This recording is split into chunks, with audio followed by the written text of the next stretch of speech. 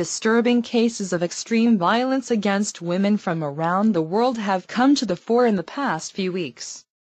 Farzana Parvin's murder in Pakistan highlighted the country's dismal record of women killed in so-called honor killings.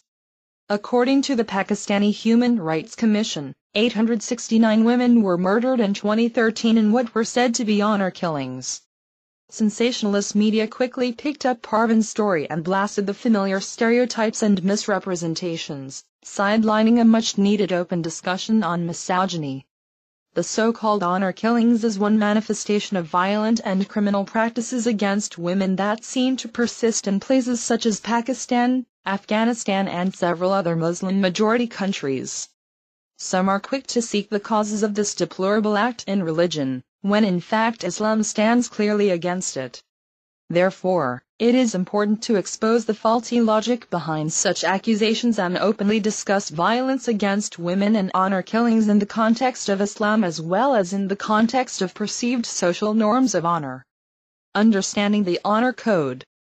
It is important first to consider the concept of honor itself.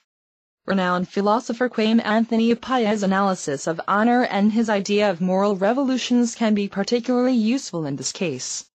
His book The Honor Code explores the processes that ended 3 abominable practices related to honor: dueling in Britain, foot binding in China and slavery in the British Empire.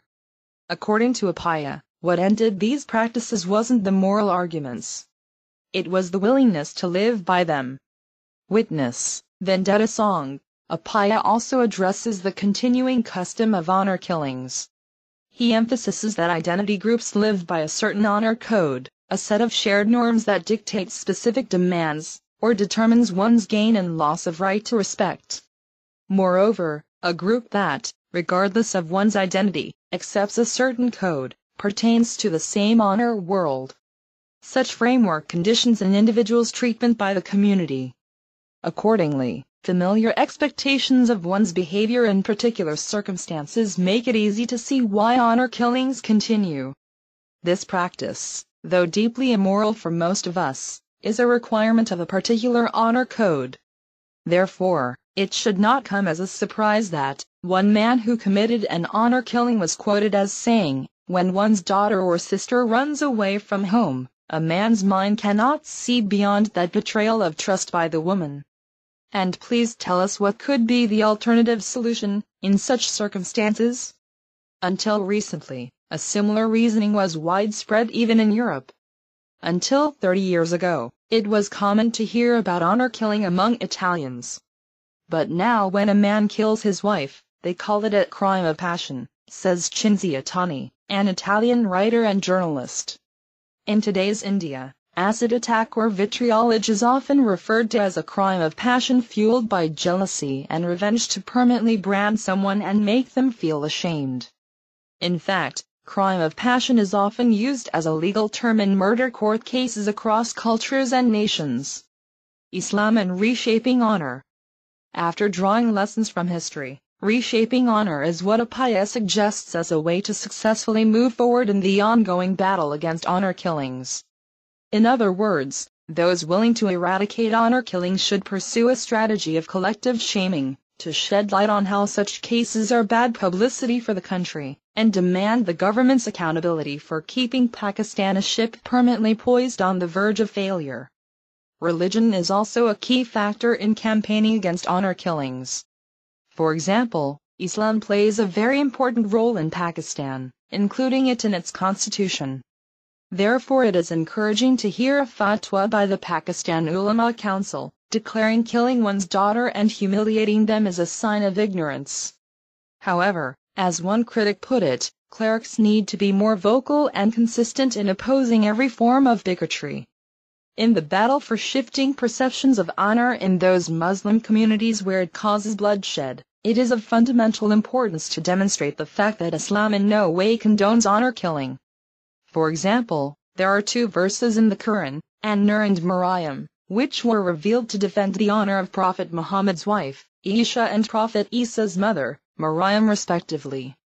In fact, Islamic laws regarding sexual morality teach us that God protects women's honor, and that the Quran holds both men and women equally responsible for adultery.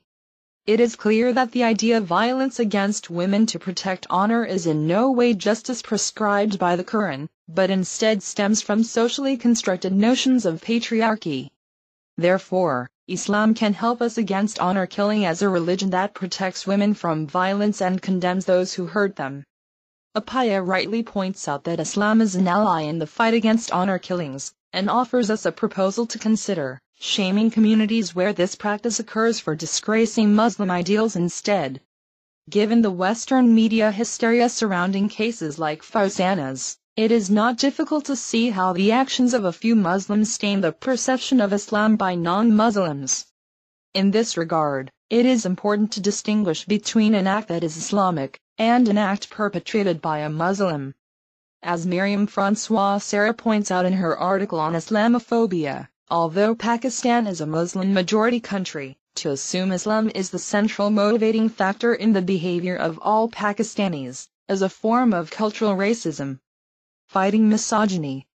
While avoiding racist stereotypes and abused cultural misrepresentations, it is important to remember that misogyny does not stop at national or cultural borders.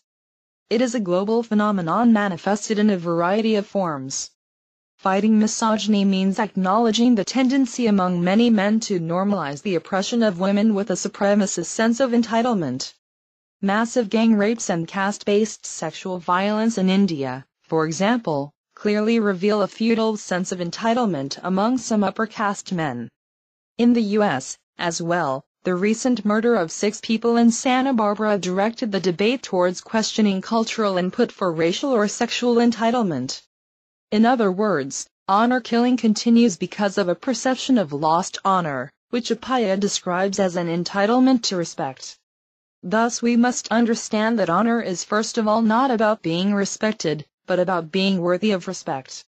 Contexts vary, but the urgent need for the massive transformation of attitudes towards women is evident. In Muslim and non-Muslim countries, we must continue to speak up and challenge injustices and cultural elements that deny the dignity and respect for all women and men. We must seek, in our hearts and minds, the strength to persevere in this fight. The nightmare of violence and murder will only end when the notion of honor is transformed and upheld by respecting lives, not taking them. Riyada Simovic Akil is pursuing her doctorate in international relations at Galatasaray University in Istanbul. She has been a contributing writer for Al Monitor and other publications. Follow her on Twitter, @Riyadai1423. The views expressed in this article are the author's own and do not necessarily reflect Al Jazeera's editorial policy.